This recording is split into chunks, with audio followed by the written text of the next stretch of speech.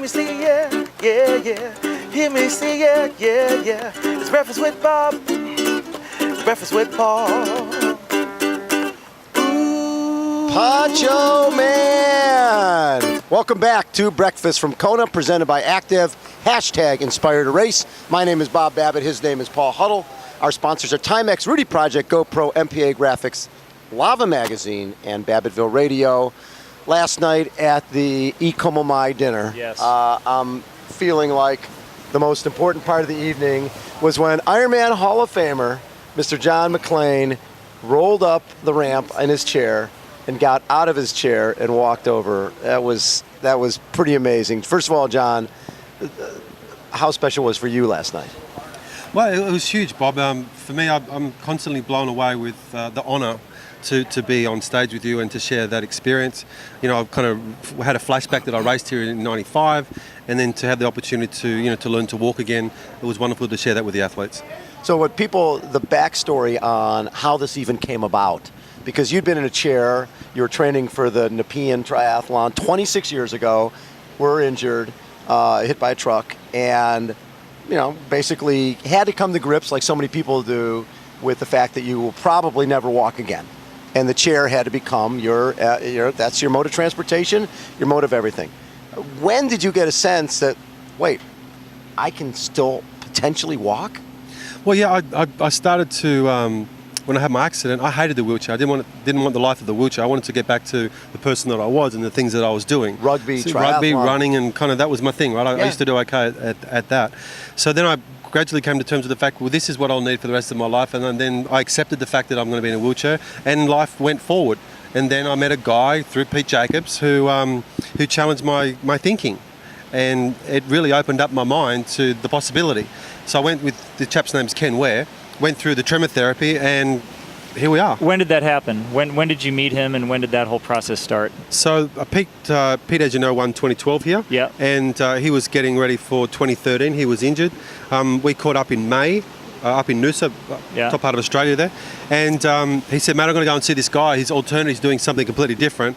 He said, I'm not sure what's going to happen, but I've been injured for a while. I've seen all the conventional people, and it's not helping. I'm going to go and see him. Let's catch up for dinner when I get back.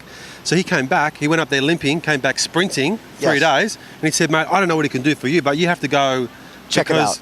And I said, look at the wheelchair, Pete. Like, people don't get out of wheelchairs, right? Yeah, exactly. And then he said, I don't know, but he's still doing his research, and so I met the guy and we started the process. Watching it on television, it looks pretty bizarre. It's like you're tremoring, you're sort of shaking your whole body. When he started to explain to you what it was, did you think it sounded like, because over the years, I've worked with a lot of wheelchair guys, David Baylor, we're going to put you on a bicycle with electrodes and shock your muscles, and they'll come back and you'll walk again. You've heard it before where people are telling you walk again. Were you skeptical? Well, the thing was that I went up there thinking he might be able to help my shoulder, because swimming English channels and constant rotation, I had a tear in my rotator cuff. That was the only, my wife Amanda said, why don't you go up there and see whether they can help your shoulder? So I had no pre-expectation at all. So when I went through the therapy, and the thing is that's interesting with the therapy is can get you to close your eyes. So you're switching off the visual cortex straight away. And then that gives the two hemispheres of the brain a chance to communicate. Right. And by doing the exercises very slowly, and I mean every millimetre matters slowly, it taps into the nervous system. The nervous system then creates this tremor, the velocity builds up, and then he said, let it migrate through your body, and my legs started to shake, and he said, what is it that you want to do? And I said, I want to walk. And he said, well, you should be able to. And it blew my thinking, right? It's 25 years. And he said, let's work towards that. So essentially it was, let's see how far you can go with what you've got. Right. So I had to let go internally of all the brakes that told me that I couldn't do it, because it's not as if I didn't try. Yeah. And then we looked at a completely different direction. And if it wasn't working, we were finding little tweaks along the way to help it to make it work. And eventually I'm now, riding a bike. So I mean, it blew my mind as I was going along with the journey. I would imagine when you got there and you're there for your shoulder, how did the conversation come about to walking? I mean, was he already fired up and just said, listen, I want you to try this? Because I imagine, you'd be pretty resistant to that, because I'm sure you've heard every option available. And like you said, you're pretty much resigned to being in a chair. So when I went up there, and one of the exercises, because it's basically multiple exercises. So anything that you can push or pull in a gymnasium that has unilateral control, therefore not a fixed not a fixed plane. Yes. So like a bench press with a bar that has this motion. And every time I did something, it migrated through my legs, and they were just bouncing around. So he then said, "What do you want to do?" And Yeah. I naturally went, Wow. "I want to walk." And he said, "I'm looking at your nervous system, which I can see. Obviously, you studied this for 25 years. It indicates to me that you should be able to walk." And that's when it opened up my mind completely to go, well, what have I got to lose, right? It's not as if I'm not familiar with the chair. Right. It'd be my intention to try and get out of it, and always had the dream of maybe doing a triathlon, a conventional triathlon. Right. And here comes the right guy at the right time to say the right things, and I'm about to do a triathlon. Not just a triathlon, the Nepean triathlon you were training for 26 years ago when you got hit by the truck and paralyzed. So it's a 1K swim, 30K bike, 10K run, and you're going to ride a regular bike. And you're going to walk with a cane or without a cane? Yeah, so I've got my carbon fibre leg braces, which give me a better Some support. Lateral support. Uh-huh. And I've also got walking poles. Interesting story that I got back on the bike, which is exhilarating. And I saw this lady, an older lady, you having the walking poles, and I went, that's it, that's what I need. And the answers are always there, right? You just have to open your eyes to see them. Yeah. And I thought, let's get some of those. And I started to do that. And my walking's very, very slow. And I did a bike recently and transitioned onto the walk for 5 kilometres, which took me about an hour and 20 minutes. To do the 5K. So, I mean, we're not talking anything other than a very, very slow walk. But my dream... It's a walk. Exactly. Yeah, exactly. It's a walk. If It's not a someone roll. said to me, 12 months ago, you're going to do a conventional triathlon, it would be, You're crazy. You're dreaming. But my dream is to walk the 10 kilometres, and just with 500 metres to go, or maybe 100 metres to go, to stop with those walking poles, hold my wife's hand, hold my son's hand, and us as a family cross the line. And all those people that are coming along is helping a mate get to the finish line 26 years later. I think the thing that hit me the hardest yesterday watching this, because you're sitting there at the Ironman with all these Ironman athletes talking about triathlon, the Ironman, you've done the Ironman, we celebrated that, it wasn't talking about doing a triathlon, which is amazing in and of itself. It was when you talked about the simplest things. Talk a little bit about the simplest things that, you noticed That people can relate to. That made it so significant, I think, for everybody. Well, I think, if you look at sport's a part of life. And some people, I guess, invest their life in sport and miss out on other parts of life. So essentially, I've just opened my way of understanding and getting to the essence of what's really important. What's important is that you come from a family and you'll end with a family. Someone's going to be around you when you're born, and someone's going to be around you when you die. So that's the connection, right? So moving away from sport, what really matters is my wife and my son for me, and my father and my mother and my brother and my sister. Right. You kind of, sometimes you get lost along the way, right? So I was on a plane recently, and it had a fair bit of turbulence. First thing I thought about was my wife and son. I didn't think about anything else.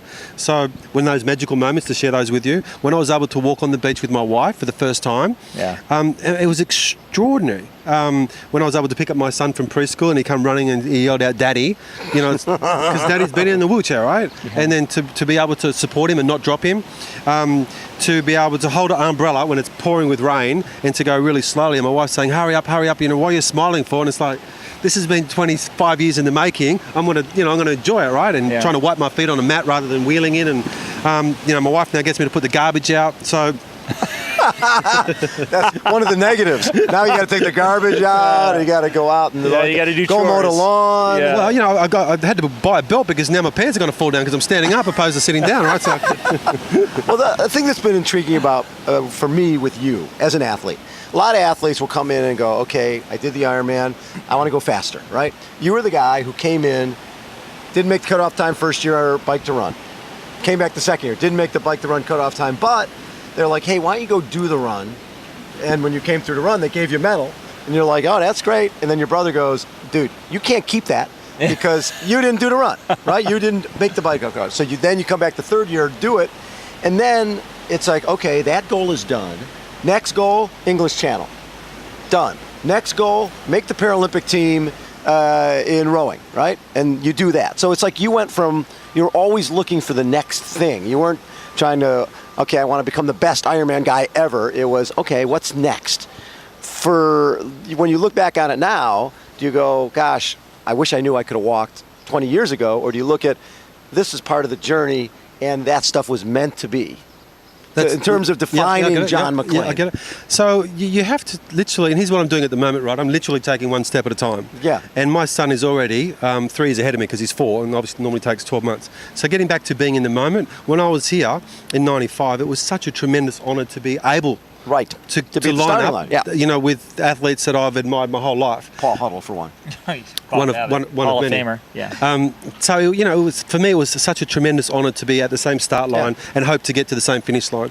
And, you know, once that book was closed in '97, after I'd read it, right? So it was time to do something else. And a friend of mine is from the English Channel, and he essentially said, if I can do it, you can do it. There's a challenge. I dreamed about being an athlete as a kid. Now I'm sponsored. So therefore, you know, I'm expected to do something with that. And, you know, the Sydney Olympics and all the other bits and pieces, I like the analogy sharing with kids that it's like ice creams. You know, when the three of us were growing up, it was chocolate, vanilla, strawberry, right? Right. That was when you look at the ice creams today. There are many flavours. So I say to kids, you know, taste as many as possible and work out which ones you like, and you know, then you've had a complete experience. So I mean, to be able to come back here to Hawaii and you know, to share last night was really special for me. But I equally say the other things that I've done has been special to me as well. Did it feel like you were sort of closing a circle? Because everything really did start in terms of the John Maclean story, the awareness of John Maclean at the '95 Ironman, and here in 2014, nearly 20 years later, you're on stage walking.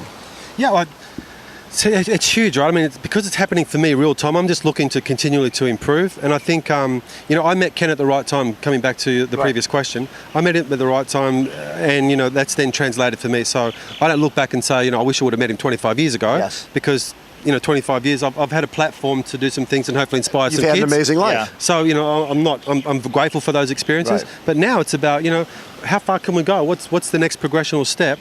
And, you know, I'm looking forward to taking those steps. What does this mean for other paraplegics? I'm Yes. sure everybody's different. Everyone's got a different injury, a different situation. But as soon as I saw that, that was one of the first things I thought. I'm like, wow, it's a miracle. You know, it is. What does this mean?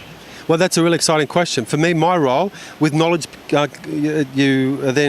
it's important you have responsibility. Yes. So if you have this knowledge, you have to share it.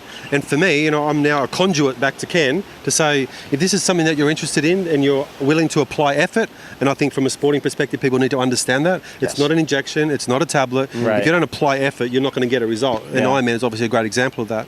So now I've been able to steer people right around the world in wheelchairs from paras and quads, and these people are getting significant gains from where they were. Yeah. That could be reduction in Also, pain.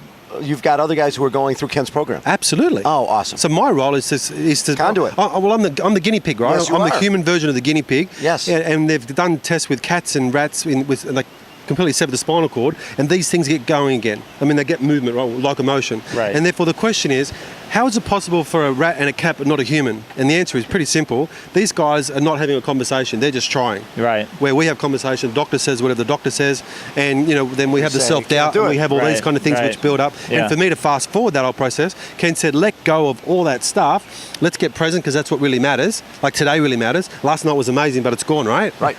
This is amazing for me right now. What's going to happen tomorrow? How far can you go? And therefore, being that human version of that guinea pig, I'm hoping that we can help many people around the world with spinal injuries. How far can you go? Is it realistic to think in 5 years or 4 years that John Maclean might be in Kailua Bay on a Saturday morning doing this Ironman thing again? Well, here's the thing. At the moment, it's blue sky dreaming impossible right now, which as was me trying to do this triathlon 12 months, the local triathlon, that was also blue sky dreaming. As was walking. Exactly. So, you know, is it possible? I think through thought, and that's the key piece, right? Yeah. For me, the thought is I'm going to put all my energies towards dreaming about coming back here. And if I continue to swim and I continue to bike ride and I continue to improve my walking through innovation and technology, I'm open to the opportunity. I'm not closed to the opportunity. So I'm hoping that one day I'll get a chance to line up with the best in the world and cross the same finish line. Well, what I love, Huddle, is we just watched a little video of John riding a bike. Yeah. And both of us were sitting there with goosebumps going, oh my God. Yeah. I mean, it's not like 2 RPM type of thing. No, you it's were riding a riding bike. the frickin' bike. What did that feel like, being on a bike again? Yeah, so to share that with you the first time, it's you have to let go, because we hold our whole life we hold on to things, right? What a parent said, what a teacher said, what a friend said. I mean, we hold on to stuff. So that's all stored. And the process for me is like, all that doesn't matter. So essentially I tried the bike the first time. I was either going to fall off or I wasn't, but if I didn't try, I would never know. Yeah. So that's the way I live in my life, right? Yeah. And today I thought, if I can get a bike and I can ride it in Kona, just off the Queen K, and be around the lava fields and have the heat and kind of get a picture in my mind, then I'm starting to create that picture, right? So over time, we'll put some colour and shape around that, and it's my dream to have that experience. So riding a bike, it's exhilarating. It's the smile on my face is like a little boy's running again and going to the ice cream store, right? So, but I'm also containing myself not to get overly excited. And I noticed you're in the middle of the lava and it's windy and it looked like it was a sunny day. It looked pretty hot. There was no like, oh my God, this is Kona. This is brutal.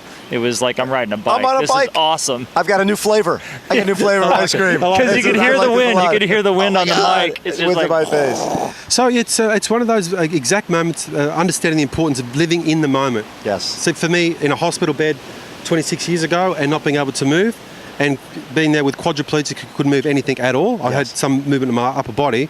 So I have an appreciation of that time. I don't live in that moment. So when I'm on a bike in Kona, like I'm in that moment and I'm feeling the breeze on my face and I'm like, I'm here, like I'm actually back on a bike. And the lady said to me last night, she said, are you scared about getting hit by a truck again? And that never entered my mind. Yeah. It's like, no, because if I was, I'd be living in the past. Yeah. It's all about being present, about it, enjoying the experience right now.